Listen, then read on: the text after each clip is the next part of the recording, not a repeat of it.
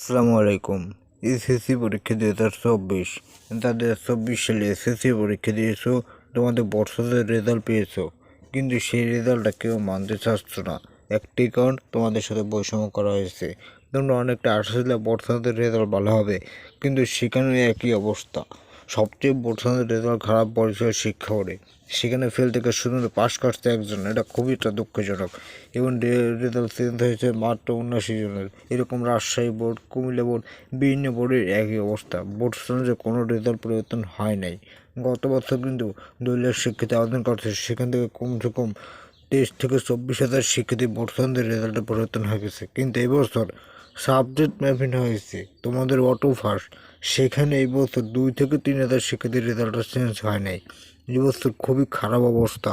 এবছর পাস হয় মাত্র 77%, যেটা গত বছর ছিল 82%।